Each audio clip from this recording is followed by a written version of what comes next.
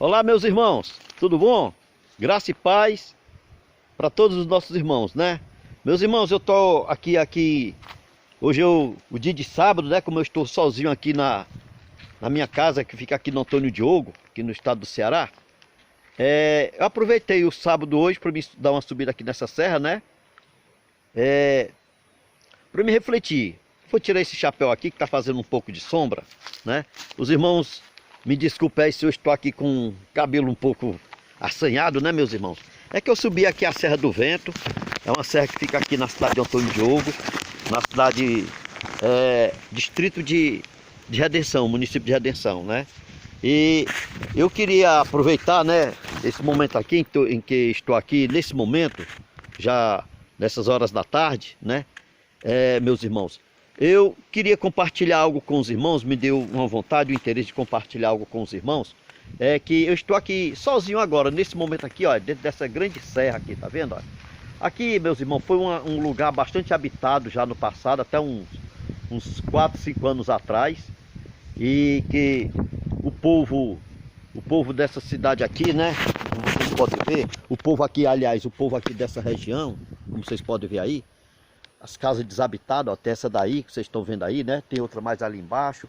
E afinal, são várias casas, irmãos, que estão desabitadas, que houve episódios tristes aqui, há uns 5 anos atrás, né, meus irmãos?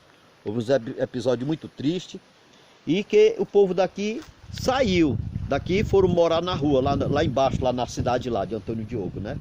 Mas aqui só está abandonado à noite, mas é de dia, estão todos por aqui, que eles trabalham aqui, trabalham na lavoura, trabalham na agricultura, né? E as casas estão abandonadas, mas geralmente, dia de sábado, eu venho para cá. Vocês estão vendo essa água aqui? Olha, gente, essa água aqui tem uma história aqui, né, de minha parte, né? Aqui é chamado Olho d'Água da Serra do Vento. Aqui, o nome dessa serra aqui é Serra do Vento. Vocês estão vendo aqui essa água, essa linda de água, pureza de água, certo? Te mostrar aqui a fonte dela mesmo. Essa água que está descendo aí, a fonte dela é essa aqui, meus irmãos, olha. Tá vendo aí? Vocês estão vendo esse olho d'água aqui? Esse olho d'água não para. Haja inverno, haja verão, haja seca, nunca para esse olho d'água. E aqui ele abastece ele abastecia essa comunidade. Mas hoje ainda o pessoal ainda vem pegar água aqui para levar para casa. Aqui, do jeito que é essa água aí, meus irmãos, a pessoa pode pegar nela e beber. Eu mesmo já enchi a minha garrafa, que eu vou descer a serra, entendeu? Essa água aqui, ela é limpa, ela é pura, límpida mesmo. Vocês estão vendo essas algazinhas aí, são das folhas que caem aqui das árvores aqui, ó. Tá vendo aqui? As mangueiras, né? Caem essas folhas. Mas não tem nada, é só afastar ela um pouco e você pode beber a água. Querendo chegar em casa, pode coar. Se quiser, pode filtrar, né? Mas do jeito que ela tá aí, ela é limpa. Eu mesmo bebo. Tô ali com a garrafa cheinha ali, que eu mesmo bebo. Não tem problema essa água, porque eu conheço. Essa água aqui, gente, logo quando eu casei, logo quando eu me casei, né? Os irmãos da minha mulher vinham buscar água aqui. E eu vinha com eles também, selava os jumentos, né? Colocava a sela nos jumentos, colocava lá os caçoar. E o material lá que enchia, né? Que eu esqueci o nome no momento aqui, né? Que enchia de água e levava lá para nós beber. Então essa água aqui é conhecida. Pois bem, meus irmãos, como vocês estão vendo aí, né? Aqui é a Serra do Vento. Eu queria compartilhar com meus irmãos aqui, né? Olhando aqui esse poço, né? Como vocês podem ver aí, já mostrei. Olhando aqui esse poço, me lembrou de uma história. Sabe, meus irmãos? Me lembrou de uma história. Aquela passagem que tem lá no livro de Atos, no livro de João, capítulo 4, versículo 22, capítulo 20 ao 22, né? Em que, quando Jesus chegou ali com os seus discípulos, os apóstolos, né? Estavam ali com Jesus. Eles desceram do monte, né? Eles chegando lá em Samaria, né? Na região de Samaria, havia ali um poço, né? Havia ali um poço, que era o poço onde Jacó havia perfurado aquele poço, né? E Jesus chegou naquele poço. E estando naquele poço, seus discípulos desceram até a cidade para comprar mantimentos. E naquele poço estava ali uma mulher. Muita gente já conhece a história da samaritana, né? Estava ali uma mulher lá naquele poço, estava a tirar água para beber, né? levar para os animais, botar os animais para beber e tal, e levar para suas casas também para beber aquela água também, né? Então ela estava ali exatamente, me sentar aqui nessa pedra aqui, né? Ela estava ali exatamente diante daquele poço. E isso me lembrou aquela história, né? Daquela mulher estava ali naquele poço, quando Jesus chegou para ela e pediu que ela lhe desse água, né? O problema é que os judeus não se davam bem com os samaritanos, né? Os samaritanos para os judeus era um povo imundo, um povo que não tinha sua mesma fé, era um povo isolado, excluído do povo do povo judeu. Então veja só, ali quando Jesus estava ali com aquela mulher, ela se sentiu encabulada, né? Porque, como eu já falei, não se davam bem, judeus com samaritanos, né? E eles não se davam bem. Então, Jesus pediu a ela água para beber, né? E naquele diálogo deles dois, ela tocou em um assunto. Ela falou para Jesus, ela falou para Jesus o seguinte: vós judeus, ela disse o seguinte, nossos pais adoravam Deus aqui nos montes, nessas serras, nessas montanhas. E vós judeus adorai a Deus em Jerusalém. Então, foi ali que Jesus, naquele momento, ele proferiu uma palavra para ela, né? Proferiu a palavra para ela, onde Jesus ali, ele decretou o fim das instituições religiosas. Porque lá, o orgulho do povo judeu era aquele templo lá de Jerusalém. Ai de um judeu se não frequentasse o templo. Era anátema, era maldito. E como o povo samaritano de Samaria não podia entrar no templo de Jerusalém, eles iam para os montes adorar a Deus. Para você ver, né, quanta divisão existia. E quando ela falou para Jesus, vós judeus, nossos pais adoravam aqui nos montes, e vocês judeus adoram Deus em Jerusalém, Jesus respondeu para ela o seguinte: mulher, creia-me, que vai chegar a hora, e já chegou, que nem nesse monte e nem em Jerusalém adorareis a Deus. Porque Deus é espírito, e importa que seus adoradores o adorem em espírito e em verdade. Jesus estava profetizando ali o fim das instituições religiosas. Porque quando Davi quis levantar um templo para Deus, não foi muito do agrado de Deus não, mas como Davi era um homem segundo o coração de Deus, ele permitiu que Davi construísse o templo. Mas ele sabia que ali ia ser um ponto de confusão, de problemas, de, como é que se diz? Pessoas almejando cargos, querendo passar por cima uns dos outros, né? Era um ponto de concorrência. E não era do agrado de Deus. E exatamente, Deus sabia o que ia acontecer com o templo. O templo ia se tornar grande, suntuoso. Pessoas interesseiras, invejosas, iriam querer os primeiros cargos no templo. E iam afastar o templo de Deus, que é o Senhor do templo. E afastar o templo de Deus, o povo do templo de Deus. E Jesus sabia que agora no fim dos tempos também, as igrejas também, com as suas filosofias, seus ensinamentos também, iriam afastar também o povo do caminho de Deus. Iriam se afastar da verdade, né? Iriam se afastar da verdade, né? O pecado ele é malicioso, o diabo usa o pecado com malícia, né? E ele persegue a igreja de Deus, né? O pecado nunca deixou de perseguir a lei do eterno. Deus sabe, né? Que ela soa, né? Como sininho. A lei de Deus soa como um sininho nos ouvidos, nos nossos ouvidos, né? Quando cometemos pecados, e é de interesse do diabo opositor que permaneçamos na ignorância. Ele quer que o povo permaneça na ignorância, né? Permaneçamos na ignorância.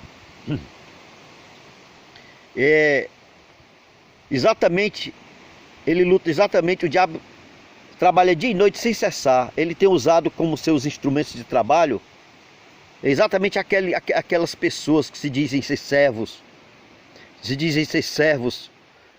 ou profetas de Deus, mas que estão aliados com as forças do mal, as sociedades secretas, que planejam levantar seu reino, o reino do anticristo.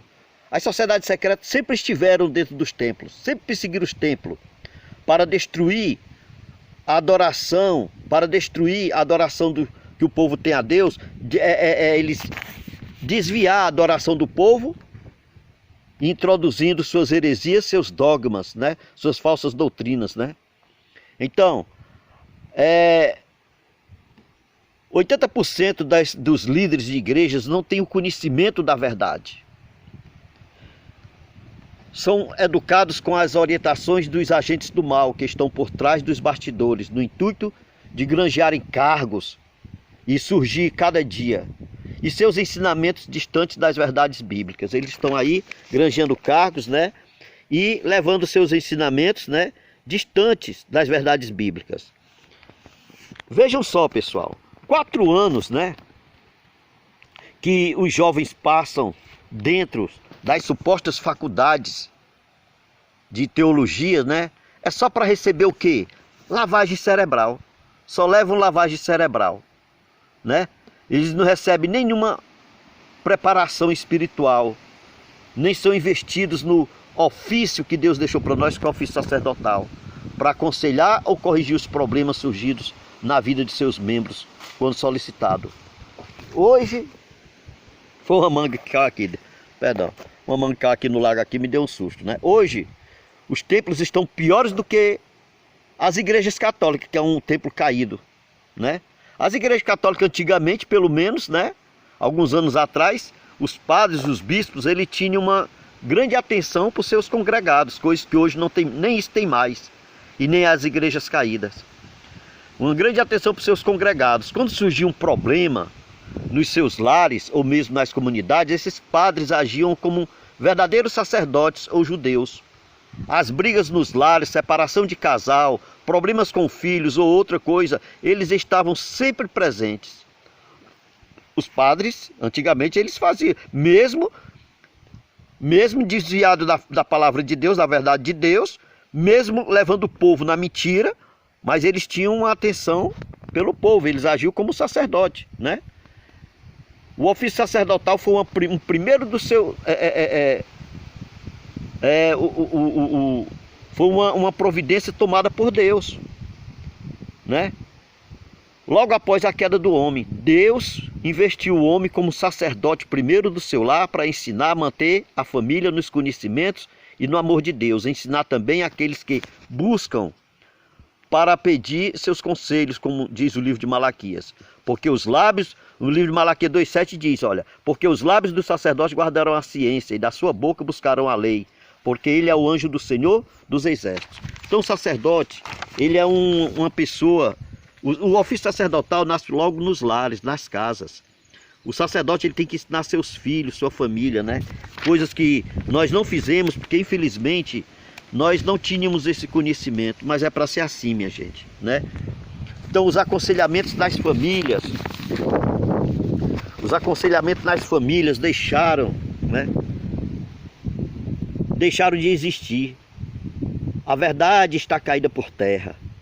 Os líderes de templos locais, aqueles que nunca receberam a verdade como ela é, estão a receber instruções desses falsos pastores, instruídos nos falsos conhecimentos de teologia vulgar. Entristecido está o Espírito de Deus. Pelo que diz o profeta Isaías, meu povo é um povo roubado. Isaías diz, meu povo é um povo roubado, saqueado.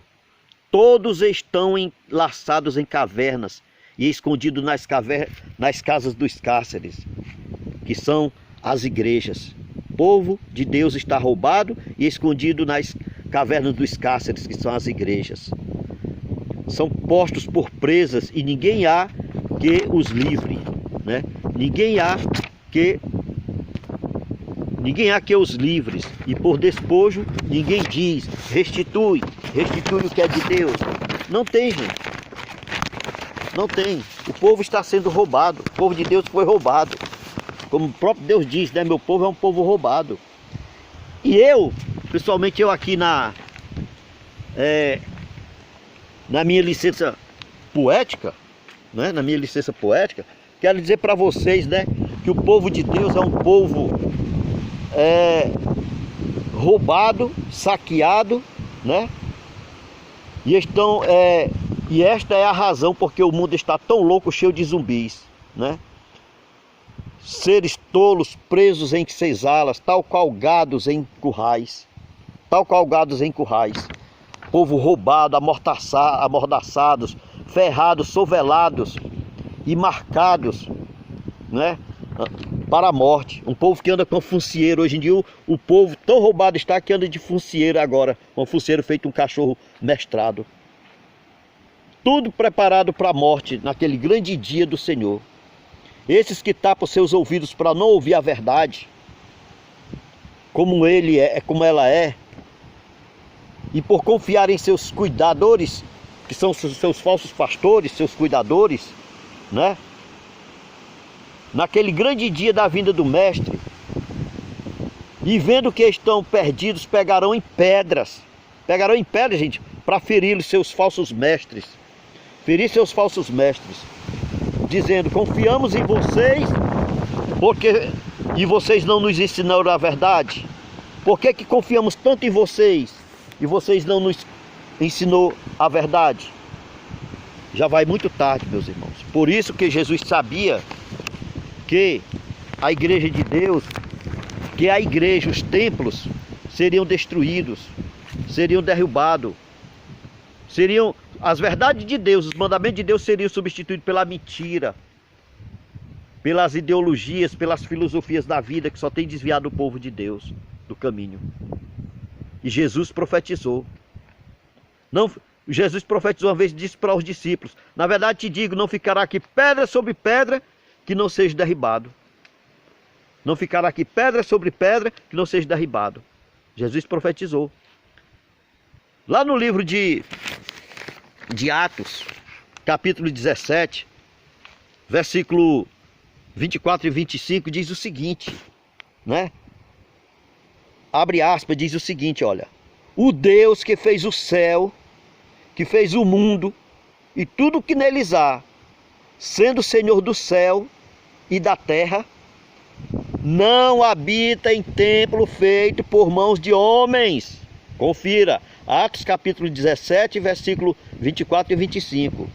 O Deus que fez os céus e a terra, o mar e tudo que neles há, não habita em templos feitos por mão de homens. E nem tampouco é servido por mãos de homens, como que se necessitasse de alguma coisa. Pois é Ele mesmo que dá a todos a vida, a respiração e todas as coisas. Tá vendo, meus irmãos? Então, o Deus que fez os céus não habita em templo feito por mãos de homem. Muita gente busca os templos achando que Deus está... Olha, a verdadeira igreja de Deus, Jesus muito tempo profetizou. A verdadeira igreja de Deus está em nós. E inicia nos nossos lares. A igreja de Deus é o nosso lar.